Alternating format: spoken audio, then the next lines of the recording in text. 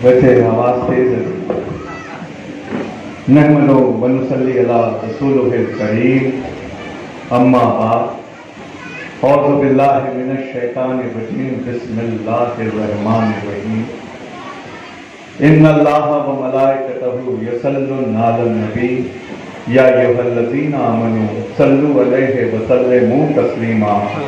अल्लाहुम्मा सल्लि अला सय्यिदिना मौलाना मुहम्मद बारिक वसल्लम, सल्लु अलैहि व सल्लम अलैहि या रसूल। स्टेज पर जलवा फरमा हमारे एमएलए साहब, जलगांव एजुकेशन की जान हमारे जमादार साहब, और जितने भी डिग्निटरीज यहाँ बैठे हैं, मैं उनको हाजिर रखते हुए एक बात कहना चाहता हूँ कि हम सबको जो स्टेज पर बैठे थे, उन सबको आप लोगों से ये माफ़ी मांगना चाहिए कि हमने इतनी देर आपको यहाँ बिठा के रखा।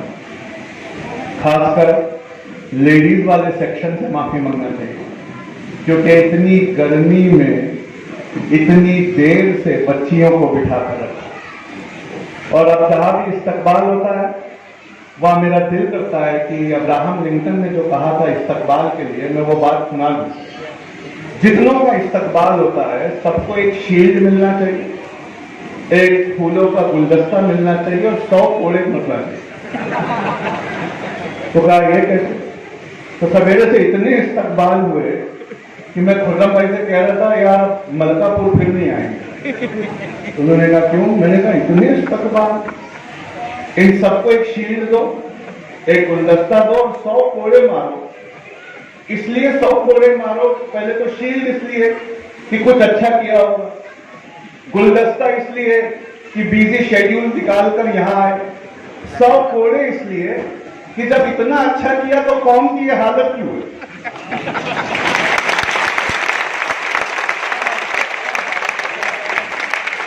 जब इतना अच्छा किया, उसमें मैं भी हूं और मुझे 200 पढ़ने पड़े, क्योंकि तकलीफ मेरी है। जब इतना अच्छा किया तो देश ये दुनिया के नक्शे पर इतने जोर से क्यों नहीं चमक रहा? ये समाज, ये महाराष्ट्र, इसका इतना नाम क्यों नहीं हो रहा? और कौम की जो हालत है वो तो हम सब जानते हैं। बहरहाल मैं आपको बहुत काम की बात करने आया हूं, और इस गर्मी में आप इतनी देर बैठे तो मैं आपको कुछ समझाता चलूं। अभी कोई बता रहे थे कि हम 1000 किलोमीटर दूर से आए हैं। वैसे मेरी पैदाइश महाराष्ट्र की है, तो मैं लौट कर अपने घर ही आया हूँ, लेकिन 1000 किलोमीटर दूर अब मैं जब दिल्ली में रहता हूँ और यवतमाल या मलकापुर आता हूँ, तो मुझे महसूस होता है कि दिल्ली से मलकापुर की दूरी 1000 किलोमीटर नहीं, 1000 साल है। 1000 साल। आप में से जितने बच्चे पढ़ाई कर रहे हैं, आप में से जितने बच्चे पढ़ रहे हैं, उनको बताने के लिए, गाइड करने के लिए मुझे यहाँ खड़ा किया गया है। लेकिन मेरा अपना एक स्टाइल है, पहले मैं आपके दिल तोड़ूंगा, उसके बाद अगर ऑर्गेनाइजर ने मुझे नहीं हटाया तो फिर जोड़ूंगा। तो पहले मैं आपसे एकदम खरी खरी बात कहना चाहता हूँ, जितने बच्चे स्कूल जा रहे हैं, जितने बच्चे रोज पढ़ाई कर रहे हैं, वो सब अपना टाइम वेस्ट कर रहे हैं। उनमें से किसी को भी नौकरी मिलने वाली नहीं। आप दम लगा लो, आप 100% ला लो, 99% तो लाना मत। सवेरे हमारे पीआई साहब समझा गए, वो सर बैठे हैं, वो समझा गए कि हमारे जमाने में तो 60-70% लाने पर अब्बू एक घड़ी देते थे, और वो उस घड़ी को फिर 2 साल जगाते थे कि देखा मैंने तुम्हें घड़ी दी। और वो घड़ी मिलने तक वालिद की जबान पर सिर्फ एक ही कलमा होता था अपने बच्चे के लिए, मैं जानता हूं तुम लाइफ में कुछ नहीं कर पाओगे, मैं जानता हूं तुम कुछ नहीं बन पाओगे। असल में वालिद हमेशा सच कहता है, उसे अपने डीएनए पे कॉन्फिडेंस होता है। जब वो बेटे से कहता है तुम कुछ नहीं कर पाओगे, तो वो दिल की गहराइयों से उसे पता है उसके डीएनए की जितनी हैसियत है, तो वो अपने बारे में बताता है, कहता है मैं जानता। लेकिन जब बच्चा कुछ कर जाता है तो वही डीएनए जोर से रोता है और कहता है कि मैं जो दे पाया था, लेकिन मेरे बच्चे ने मेरे बच्चे होने का हक अदा किया, उसने मेरा नाम रोशन कर दिया और उसने मेरा नाम रोशन कर दिया। तो हमारे जमाने में तो 60-70% में कुछ हो जाता था, लेकिन दिल्ली जहां से मैं आया हूं वहां 4 यूनिवर्सिटियां हैं sir, JNU, DU, Ambedkar university, Jamia Millia Islamia university. चारों यूनिवर्सिटी में पिछले 3 साल से एडमिशन का कट ऑफ है 100%। 100% में एडमिशन बंद। और वो मार्कशीट देखे एमएलए साहब, अगर वो मार्कशीट देखे तो इतनी बोरिंग मार्कशीट है वो। इंग्लिश 100 में से 100, मैथ्स 100 में से 100, साइंस 100 में से 100, मराठी 100 में से 100, तो रिजल्ट कितना बना? 100। जब 100% वाले की मार्कशीट देखो तो मन करता है उससे पूछने का, तुम्हें शर्म नहीं आती? हर चीज में 100% लेके बैठे। लेकिन उस 100% वाले को भी जॉब नहीं मिलेगा। इसकी वजह है Amazon.com पे एक मशीन मिलती है 3,500 रुपए, सिर्फ 3,500 रुपए। अगली बार अपनी ईदी मिलती है ना, ईद के दिन, उसको जमा करके वो मशीन खरीदी। उसका नाम एलेक्सा है। एलेक्सा को इंटरनेट से कनेक्ट कर दो और उसको घर में रख दो, दिन भर जो पूछोगे वो बताए। एलेक्सा से पूछोगे, एलेक्सा पानीपत की पहली लड़ाई कब हुई थी? कहेगी जी सर पानीपत की पहली लड़ाई। अच्छा एलेक्सा मलकापुर की अगली ट्रेन कब है? सर अगली ट्रेन हजरत निजामुद्दीन। अच्छा एलेक्सा मलकापुर की यहाँ से दूरी कितनी है? मलकापुर की दूरी इतनी है सर। अच्छा आज ब्रेकिंग न्यूज क्या? ब्रेकिंग न्यूज ये है सर। अच्छा मैं घर से जा रहा हूँ, वापस आऊंगा, उससे पहले बच्चा आएगा, उससे कह देना फ्रिज में रखा। एलेक्सा उसको बताती है खाना फ्रिज में रखा। उस एलेक्सा की काबिलियत कितनी है पता है?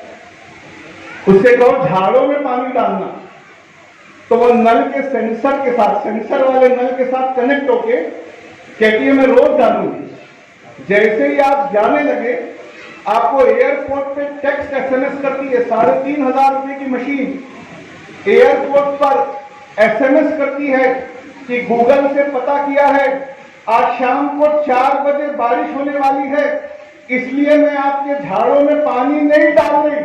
अगर 5:30 तक बारिश नहीं हुई तो पानी डाल दूंगी।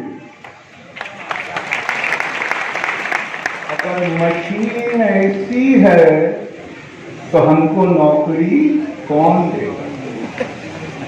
पूरे दिल्ली में लोगों ने एक दूसरे से पता पूछना छोड़ दिया।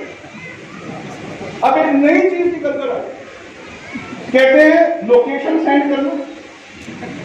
वो लोकेशन सेंड करता है। लोकेशन गूगल पहले एक फॉर्म भरवाता है छोटा सा, उसमें ओके दबाना होता है। आप ये रूट प्रिफर करेंगे कि शॉर्टकट ले चलो? गूगल से कहो शॉर्टकट ले चलो तो गली गली से निकालता है। आपको पता है जो नस्लें गली गली से निकल रही है उन नस्लों को देखकर गूगल मुस्कुराता है। मेन रोड छोड़कर 5 मिनट बचाने के लिए जब हम गली गली से निकलते हैं, इसका एक ही मतलब है हमको वो रास्ता कभी याद नहीं होगा। और गूगल ये चाहता है कि आज से आखिरी दिन तक तुम सिर्फ गूगल में सहारो। पहले मशीनें हमारी गुलाम थी, धीरे धीरे हम मशीनों के गुलाम। और अल्लाह के रसूल की एक हदीस पढ़ी बुखारी में तो समझ ही नहीं आई, फिर ओला टैक्सी में बैठा तो समझ।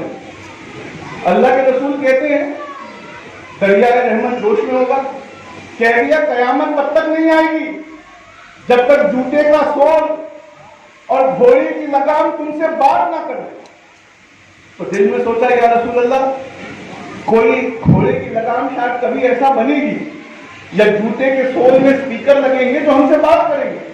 फिर ओला टैक्सी में बैठा तो देखा, जैसे ही ओला टैक्सी वाला एक्सीलरेटर दबाता, गूगल उससे कहता इन 300 मीटर टर्न लेफ्ट।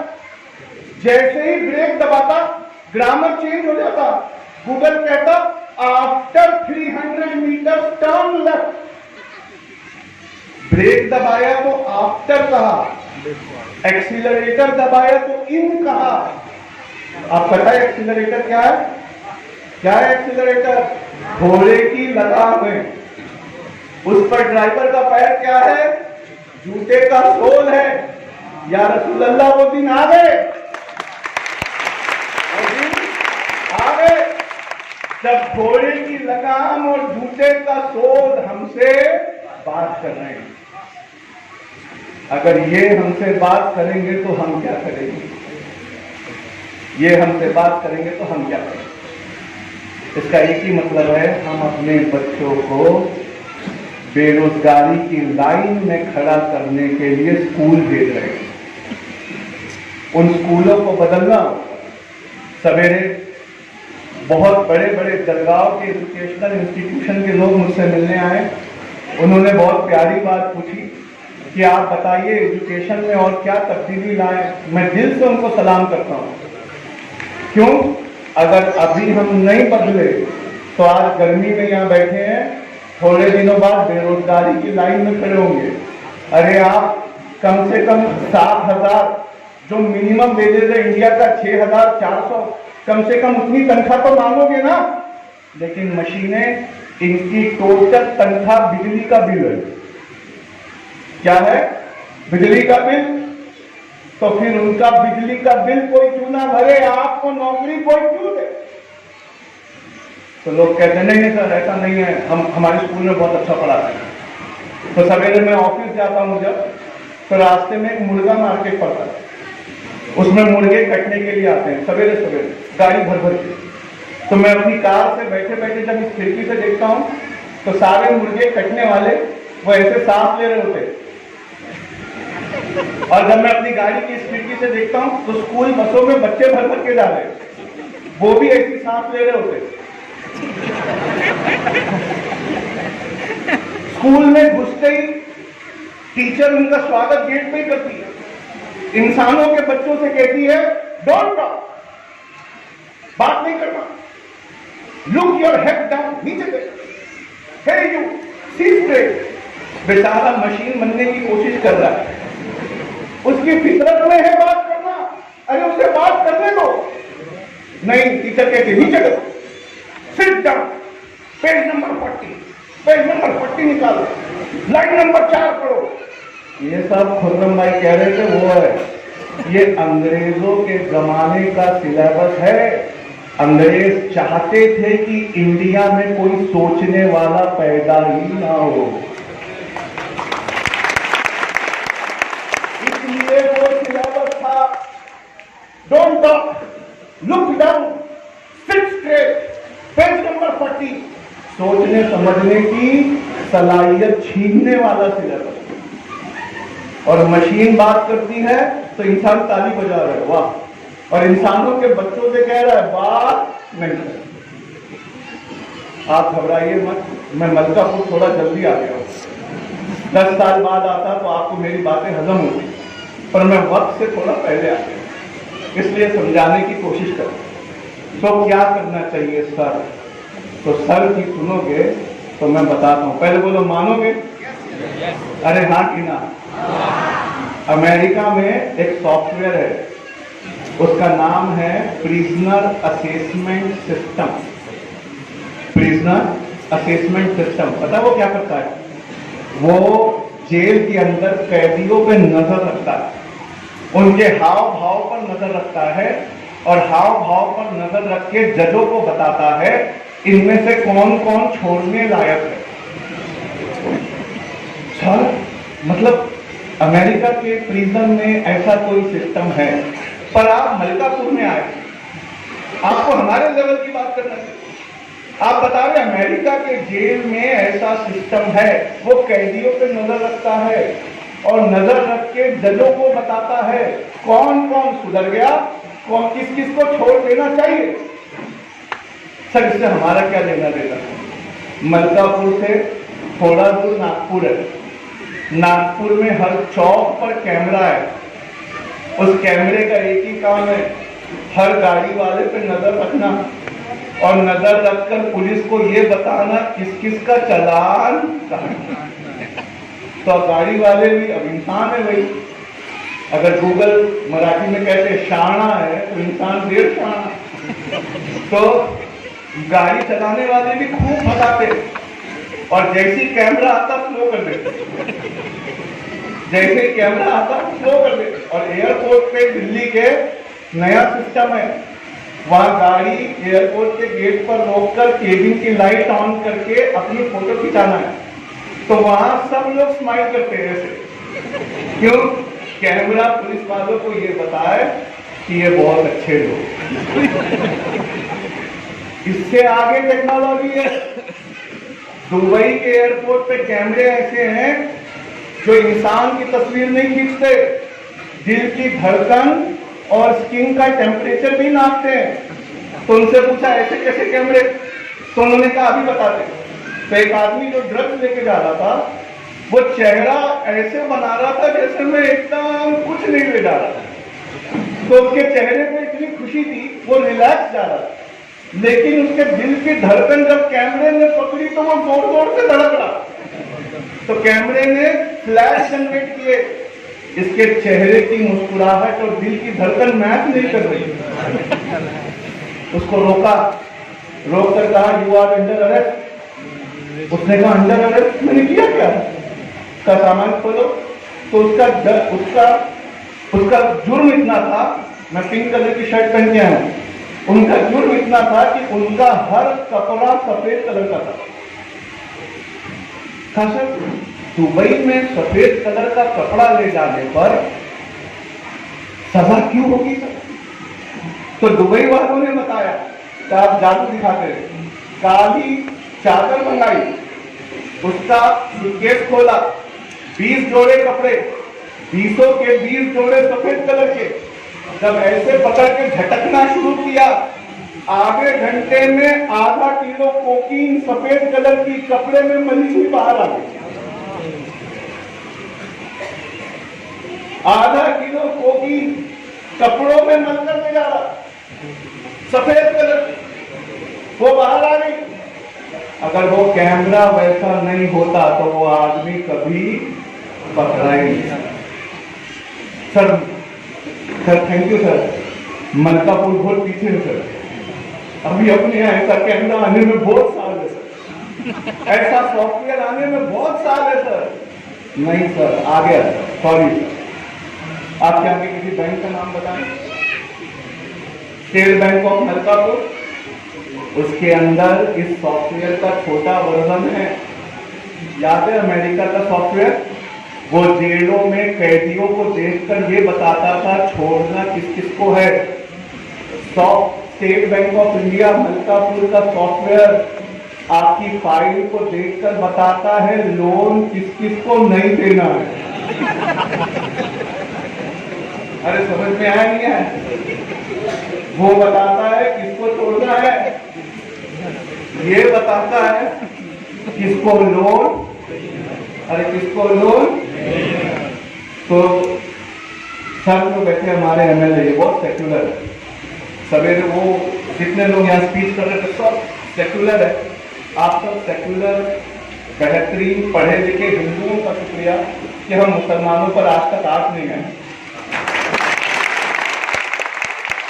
जब तक आप लोग जिंदा है हमारी कॉन्स्टिट्यूशनल गारंटी मिला। गांधी जी ने हमसे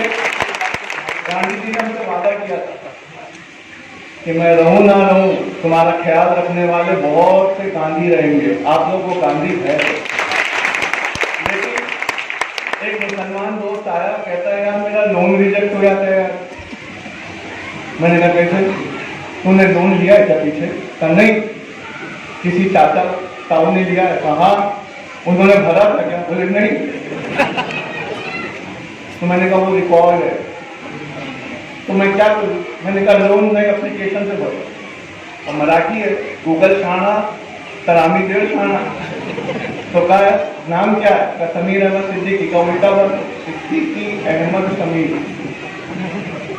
गूगल ने लिया, लोन स्कैन किया, रिजेक्ट कर दिया। तो उसने आगे बोला तुम तो फेल हो गए IAS कोर्स का। मैंने कहा नहीं, एक गलती हो गई, फिर से करते हैं। बोले क्या? कार है तो का मुसलमान बस्ती का घर छोड़ दो, हिंदू बस्ती में किराए का घर लो। का ले लिया, का रामनगर का। अब सिद्दीकी अहमद समीर रामनगर लोन पास। क्यों? हर कोई MLA साहब जैसा थोड़ी मुसलमान बस्तियों को ब्लैकलिस्ट करके रखा हुआ है, जबकि सबसे ज्यादा लोन वापस करने का सक्सेस समिति का आंकड़ा है, सबसे ज्यादा लोन वापस करने वाली कौम ही मुसलमान है। तो वो सॉफ्टवेयर नौकरी कर रहा है, बैंक का बाबू सिर्फ गाली खा रहा है। सॉफ्टवेयर लोन रिजेक्ट कर रहा है और गाली किसको देते हैं? भोसले साहब तुम ऐसा ही करते, मुसलमानों की सुनते ही नहीं, तुम हमको लोन ही नहीं देते। वो कहते हैं नहीं साहब क्या बात कर रहे हो, वो बोल नहीं पा रहा है कि सॉफ्टवेयर ने रिजेक्ट किया। तो जब सॉफ्टवेयर ये करेगा तो इंसान क्या करेगा? बात समझ में आई कितनी गहरी है? तो आप बताता हूं क्या करें। सबसे पहले घर जाना है और जितना हमारी नोटबुक है, क्या है? नोटबुक। अरे है ना सबके पास नोटबुक? नहीं कह रहे हो? अच्छा नहीं है। उन सारी नोटबुक को होली कौन से दिन है? 8 मार्च को है, 10 को। उससे पहले दिन होली जलाते, उस दिन वो होली जलाने के लिए अपनी नोटबुक बाहर निकालते। हर किसी को अपनी नोटबुक जलाना है। क्यों?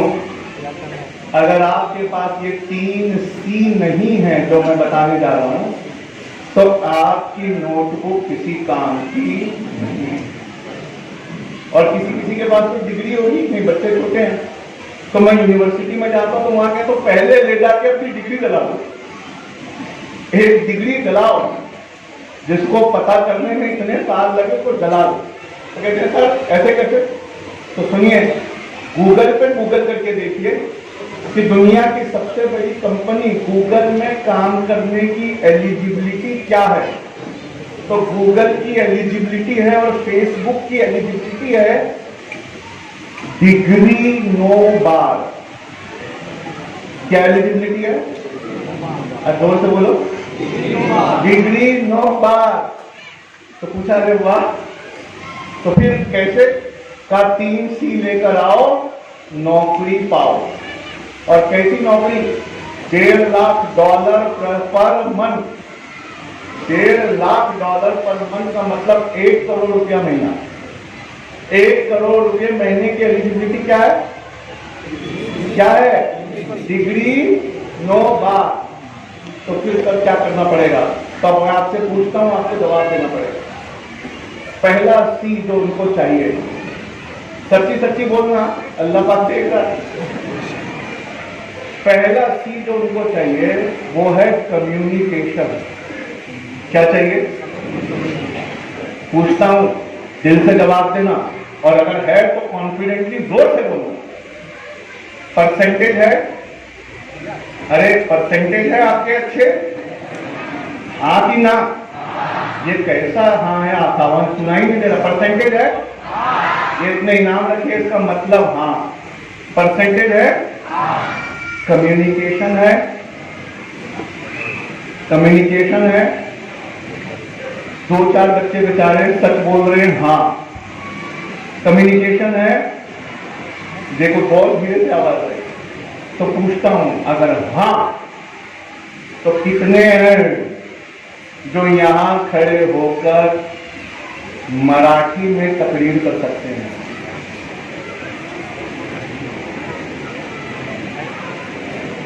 बता बता, स्कूल जाकर क्या टाइम वेस्ट किया आज तक? कितने हैं जो मराठी में यहां तकरीर कर सकते हैं? तो अब मुसलमानों को छेड़ने जा रहा हूं, गुस्सा मत करना। अरे सर मतलब मैं मैं मतलब मुस्लिम सर, मतलब मैं मराठी कैसे? क्यों? मुस्लिम में म, महाराष्ट्र में म, मराठी में म, तुम्हारे आका के नाम में म, क्यों नहीं पढ़ी मराठी? क्यों नहीं पढ़ी ऐसी मराठी आज तक कि कोई कहीं खड़ा करा दे तो मैं तकरीर करने लाया सर? मतलब अब करेंगे सर, पक्का वादा था, बोलो वादा। अरे वादा हाँ कि ना? अच्छा, क्यों सर? आज आपने आंखें खोल दी सर, मुस्लिम को भी मराठी के मेहनत। अच्छा मुस्लिम हो? अरे कॉन्फिडेंटली बोलो। नहीं आई आवाज? मुस्लिम हो? मुस्लिम के नाम पे डब्बा हो। कैसे? कितने हो मुसलमान हो कह रहे हो? कितने हो जो यहां खड़े होकर अरबी में तकरीर कर सकते हो? कोई है? मैं अरबी में कर सकता हूं सर। मराठी इसलिए नहीं पढ़ी, घर का माहौल नहीं था। अरबी क्यों नहीं पढ़ी सर? घर का माहौल नहीं था। तो क्या था घर का माहौल सर? मतलब घर का माहौल उर्दू था सर। तो अगला क्वेश्चन उससे हार्ड है, कितने हैं जो यहां खड़े होकर फसीह उर्दू में तकरीर कर सकते हैं?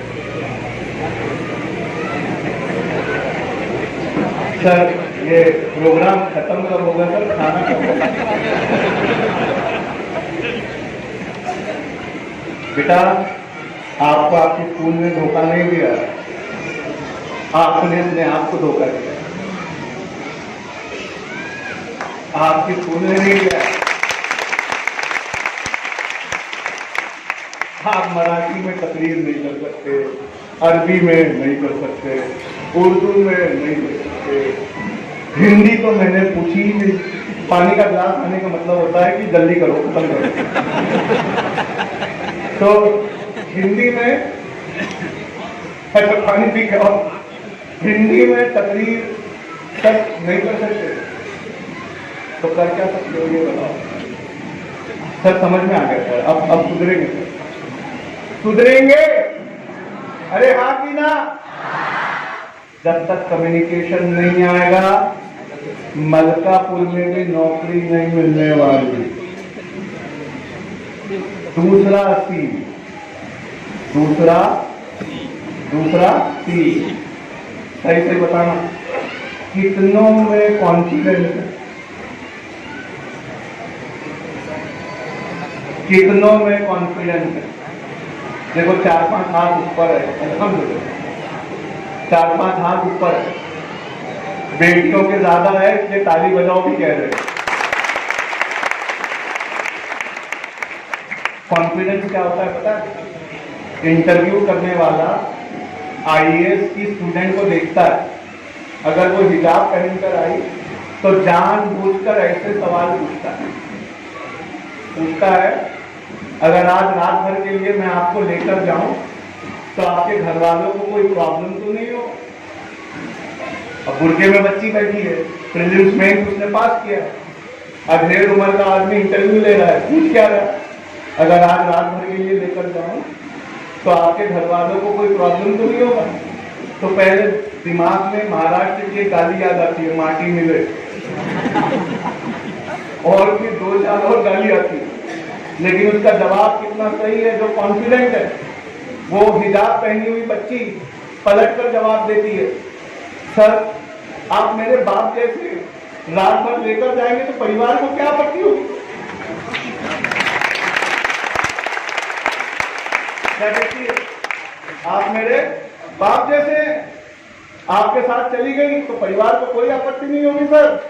तो वो तुरंत बोलता है हाँ बेटा तुमने बहुत अच्छा जवाब दिया। ये कॉन्फिडेंस अभी चेक करते हैं है कि नहीं है। एक बस स्टॉप है, 3 लोग हैं वहां। एक डॉक्टर है जिसने फ्री में ऑपरेशन करके आपकी जान बचाई। एक बूढ़ी औरत है, उसे इलाज की सख्त जरूरत है, इलाज नहीं मिला तो मर जाएगी। और एक वो है जिससे आप हमेशा से शादी करना चाहते थे। एक बस स्टॉप पे 3 लोग ये हैं, आखिरी बस जा चुकी है, एक डॉक्टर है, एक बूढ़ी औरत है जिसको इलाज नहीं मिला तो मर जाएगी, और तीसरा जिससे आप हमेशा से शादी करना चाहते थे। आखिरी बस जा चुकी, पानी बरसने वाला है, स्कूटर पे एक सीट है, बोलो इन तीनों में से किसको लिफ्ट दोगे? पूछता हूं, बुढ़िया को कितने लोग देंगे? बुढ़िया को क्यों नहीं मिला इलाज तो? सर देखो सर, मुसलमानों का दिल कितना बड़ा है, सबसे ज्यादा लोग कह रहे बुढ़िया को। अच्छा, डॉक्टर को कितने देंगे? क्या बात, अब कोई है ऐसा कॉन्फिडेंट जो इन दोनों को ना दे, जिससे शादी होने वाली है उसको दे?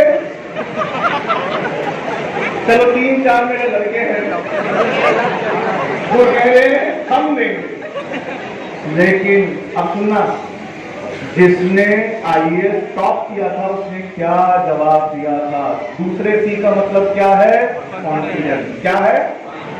उसने कहा था सर इतना इजी है, मैं अपने स्कूटर की चाबी डॉक्टर को दूंगा और कहूंगा बुढ़िया को बिठा के ले जा, उसका इलाज कर, और मैं अपनी मोहब्बत के साथ वहां पानी में भीगूंगा।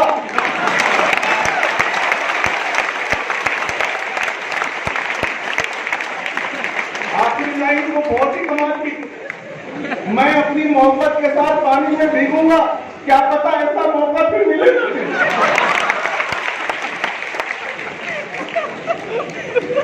कॉन्फिडेंस ही नहीं है। फिर से पूछता हूं, दूसरा सी है, अरे कॉन्फिडेंस है? अब आया कहने हाँ, पूछ के दे। चलो एक और सवाल, मेरे पास टाइम है। मैं भी सोचू आपने 9:45 की ट्रेन से मेरी टिकट क्यों नहीं करा? दूसरा सवाल, एक नदी है, उसमें आपके वालिदा और आपकी बीवी दोनों डूबकर मर गए, आप किसी एक को ही बचा सकते हैं, बताइए किसको बचाना? जितनी लड़कियों ने वालिदा कहा उनको बड़े होकर अच्छे रिश्ते आए। कहा यार ऐसी बहू कौन नहीं चाहता जो आदमी से कहे अपनी मां को बचाओ। तो फिर बीवी की मोहब्बत का हक कैसे अदा होगा? वालिदा की अज़म, वालिदा अल्लाह पाक ने जब जन्नत बनाई, सोचा मैं इसको कहां रखूं जिससे इसकी शान बढ़ जाए। ढूंढा मेरे परवरदिगार ने तो समझ में आया मां के कदमों में रख दे। जन्नत के लिए इससे अच्छी जगह नहीं मिली, तो इस्लाम में जन्नत यानी स्वर्ग मां के कदमों। तो जिस बच्चे ने आईएएस टॉप किया था उसने बहुत अच्छा जवाब दिया था, पहले तो मैं कूद कर अपनी माँ को बचाऊंगा, जैसे ही माँ को बाहर निकालूंगा फिर कूद कर अपनी बीवी को बचाते बचाते मर जाऊंगा। इससे माँ का हक भी अदा होगा और मोहब्बत का हक भी अदा होगा। जब तक बात नहीं करोगे कॉन्फिडेंस आएगा। शाहीन बाग की बच्चियों से पूछो, अपने नहीं पैदा हुई नस्लों के लिए वहां पे रोड पर बैठी हैं। कल एक तरफ का रोड उसी दिन से खोला हुआ था, हम लोग दिल्ली में रहते, सिर्फ 150 मीटर पे वो बैठे थे। पुलिस ने जानबूझकर 5 किलोमीटर बंद किया ताकि लोगों को तकलीफ हो और मुसलमान इलाकों से नफरत हो। लेकिन जब कोर्ट की टीम वहां पहुंची है, कोर्ट की टीम से उन पर्दा वाली बच्चियों ने इंग्लिश में बात की है। किसमें बात की है? जोर से बजाओ तालीम के।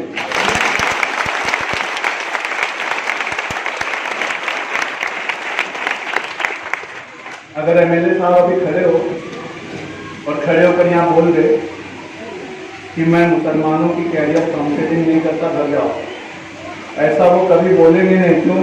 इतने बड़े युग पुरुष है, इसीलिए हमारे एमएलए। बजाओ तालीम के। लेकिन अगर खड़े होकर वो बोल दे मैं मुसलमानों की काउंसलिंग नहीं करता, घर जाओ, सोचो कितना बुरा लगेगा। वैसा वो कभी नहीं बोलेंगे, पर कितना बुरा लगेगा। जब देश का प्रधानमंत्री बोलता है मैं मुसलमानों को नहीं रखना चाहता, बाहर जाओ, तो कुछ लगता है।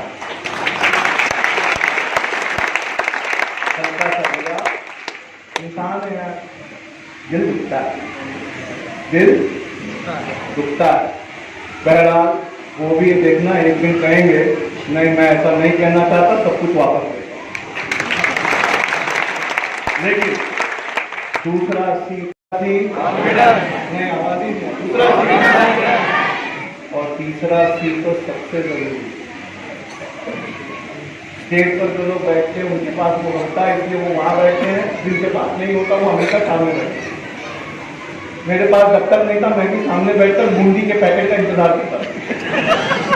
कब स्कूल का प्रोग्राम खत्म हुआ, घर जाते समय बूंदी का पैकेट मिलेगा। तीसरा सी बहुत जोरदार है, उसे कहते हैं क्रिएटिविटी। क्या कहते हैं? क्या कहते हैं?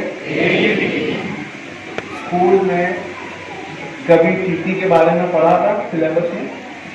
चींटी, अच्छा पौधे पत्तियों के बारे में पढ़ा था? अरे हाँ कि ना?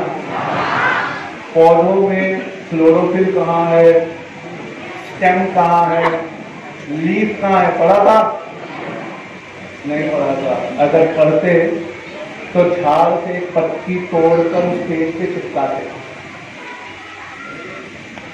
अगर चींटी के बारे में दिल से पढ़ा होता तो मैं चींटी के बारे में 5 सवाल पूछ दूं, एक का तो कम से कम जवाब याद होता।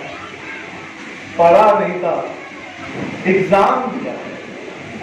पढ़ने में और एग्जाम देने में फर्क है।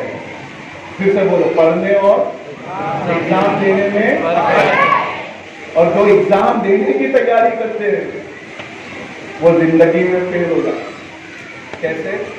अगर आप जो पढ़ते हो वो इतना सही है तो बस मेरा एक आखिरी सवाल है, अगर आप जो पढ़ रहे हो वो इतना सही है तो ये बताओ ये जादू कैसे होता है कि पेपर के अगले दिन कुछ भी याद नहीं रहता? ऐसा होता है नहीं होता है? पेपर के अगले दिन सर मैथ का पेपर आज हुआ, कल कुछ भी याद नहीं। साइंस का पेपर याद हुआ, कल कुछ भी याद। ऐसा जादू कैसे होता है? इसका मतलब है हम पढ़ते नहीं हैं। जैसे हम दावत में ठूस कर खाते हैं, वैसे एग्जाम से पहले ठूस कर रिक्शे में बैठकर, एग्जाम हॉल के बाद बैठकर ठूस कर अच्छी दावत में सब खा लिया। जाने से पहले बेचारा हो गया तो पानी का पी लो, क्या फ्री है? कहाँ? वो भी ठूस लिया। क्या एक कोल्ड ड्रिंक पी लो, अच्छा मजेदार। आखिरी 2 स्टॉल कोल्ड ड्रिंक के और कॉफी के, उसका मतलब है गर्म लोगे कि ठंडा, पर अपने यहाँ के सारे दोनों लेते। मतलब पहले कोल्ड ड्रिंक पी डाली, उसके बाद कॉफी है, क्या फ्री है? फ्री है, वो भी पी जाए। मैं दावत वालों से कहता हूँ फ्री में डिस्प्रिन बांट के देखना, जिसको सरदर्द नहीं है वो भी ले जाएंगे। तो हम ठूस कर खाते हैं ताकि अगले दिन हम पेपर पे उल्टी कर सके। आज से ऐसा बोलो। मैं एमएलए साहब इनसे वादा लेने वाला हूं कि ये 5 साल में जो बेहतरीन काम यहाँ करने जा रहे हैं और जिस वजह से ये हमारे एमएलए हैं, मैं इनसे गुजारिश करता हूँ सर एक IAS, IPS, MPSC का सेंटर भी आपको डालना है। और सर मुस्कुरा इसलिए रहे हैं क्योंकि उन्होंने शायद ये काम शुरू भी कर दिया। बजाओ ताली उनके लिए, है ना? अब सुनिए मेरी आखिरी बात, बस बात को खत्म करूं मैं। आज से पढ़ना बिल्कुल नहीं, जब तक समझ कर ना पढ़ो। जब तक, अरे जब तक कोई चीज समझ में नहीं आए वो पन्ना पलटाना ही। और सर समझ में कैसे आता है सर? गांधी जी की हिस्ट्री याद है? उठाओ हाथ, कितनों को याद? नहीं। अपने वालिद की, पिता की हिस्ट्री याद है? उठाओ हाथ। उठाओ, मेरे वालिद कहाँ से आए थे, मेरे दादा का नाम क्या है, सब याद है, उठाओ हाथ। क्यों? अपने वालिद की कैसे याद हो गई, गांधी जी की याद नहीं हुई? क्योंकि अपने पिता की हिस्ट्री आपने जिया है और गांधी जी की हिस्ट्री को ठूस कर खाया। तो आज से क्या करना है, आज से क्या करना है? हिस्ट्री को जीना है। क्या करना है? हिस्ट्री को। अगर मैं आपसे भी सबूत मांगू, अल्लाह है, अरे है कि नहीं है? अल्लाह है, सबूत दो अभी।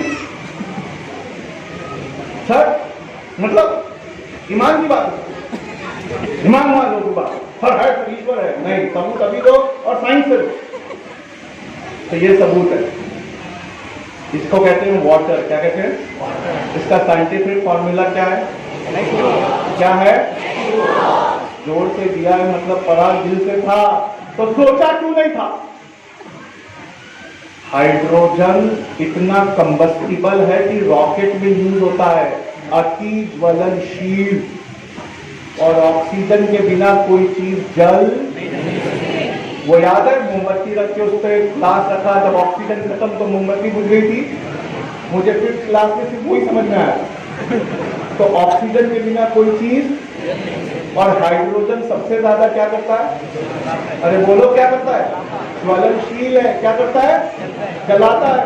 मतलब H2O, दो भड़काऊ, H2 दो भड़काऊ, O जलाऊ, दोनों मिले जब अल्लाह ने कहा कुन फयकून, ऐसे मिले कि बुझाने के काम आ गए।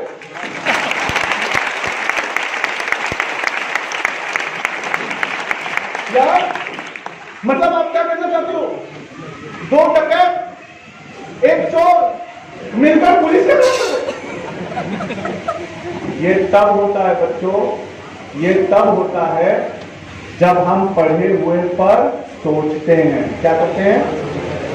तो वादा करते हो आज से सोच कर पढ़ोगे, आज से समझ कर पढ़ोगे, और सबसे पहले जाकर नोटबुक जलाओ, फिर नई नोटबुक बनाओ, उसमें वो ही लिखना जो समझ में, जो समझ में। क्यों? मशीनों का राज आने वाला है, मशीनों से कोई मुकाबला नहीं कर सकता। तो मैं यूपीएससी का टीचर हूं, आखिरी दो सवाल यूपीएससी के सुना के मैं जाता हूं। पहले यूपीएससी में क्वेश्चन आते थे, आपने हमारे प्रधानमंत्री को देखा है?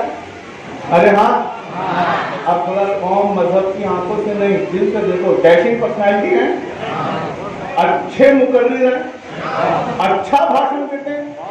अरे हाँ कि ना?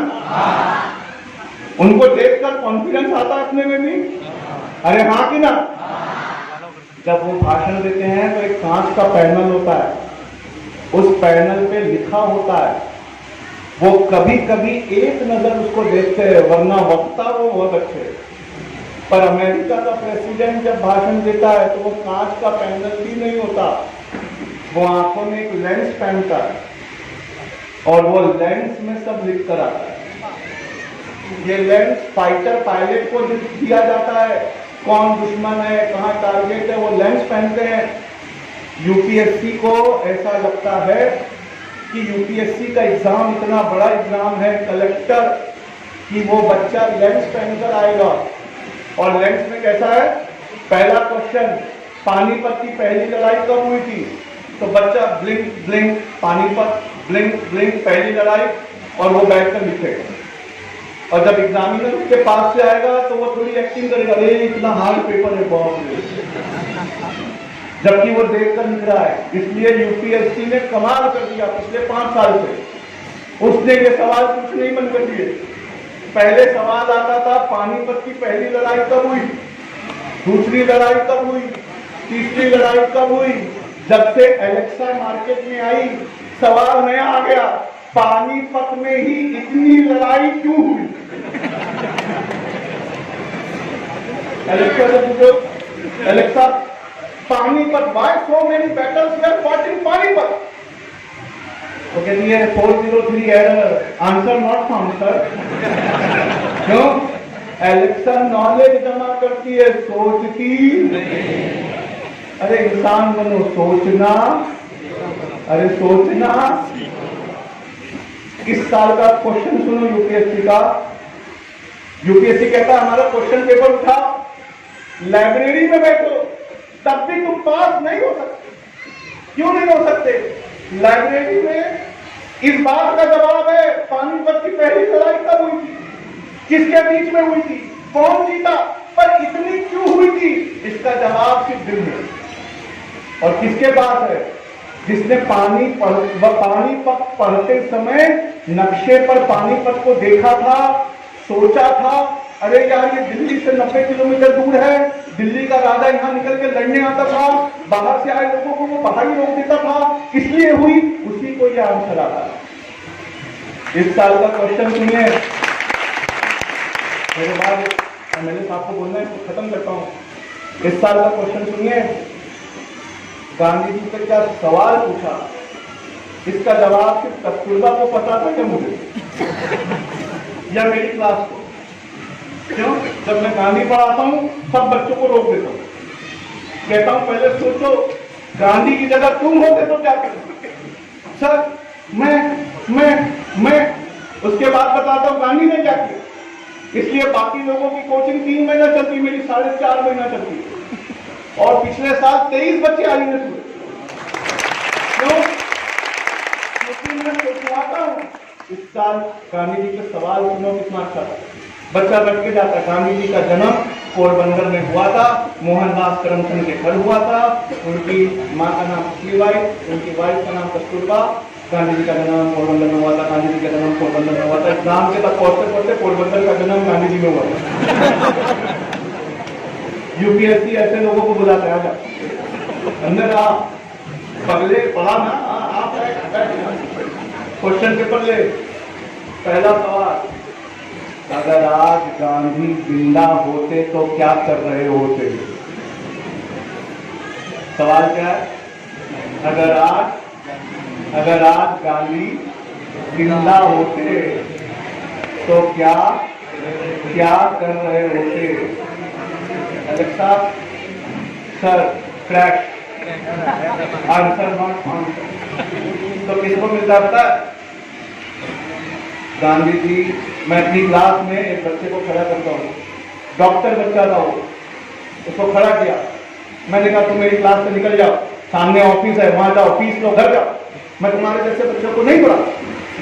वो एमबीबीएस था बच्चा, वो भी हिल गया, उसने जबान में लड़ाई, उठा बेचारा, उसने अपनी पूरी पैक किया, जैसी गेट तक पहुंचा मैंने उसके कंधे पे हाथ रख दिया। मैंने कहा गुस्सा हो? कहा कंफ्यूज हो? कहा सर? मैंने कहा दिल छू के देखो, धड़क रहा है। क्लास से पूछा तुम्हारा? सर हमको भी बुरा लगा सर। क्या बुरा लगा? सर सावन को आपने क्लास से क्यों निकाल रहे थे? मैंने कहा अब पहला चैप्टर खोलो, गांधी जी को जब ट्रेन में से ढकेला गया था उनकी चमड़ी के कलर से तो उनको कैसा लगा? जब तक खुद का दिल उतना ना धड़के, बात समझ में? वो बच्चे का रैंक पिछले साल 63वां आया था इंडिया में।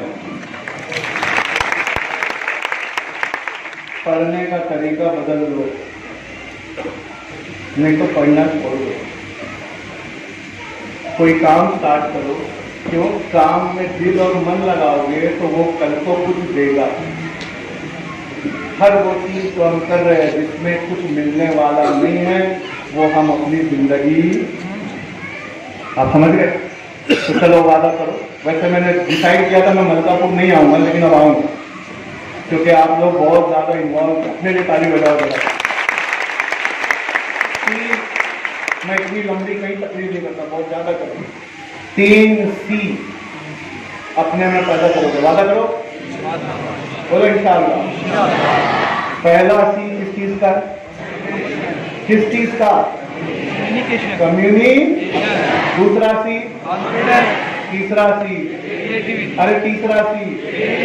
और जो पढ़ेंगे आज से समझकर, पूरी किताब देखकर चक्कर खाने की जरूरत नहीं है।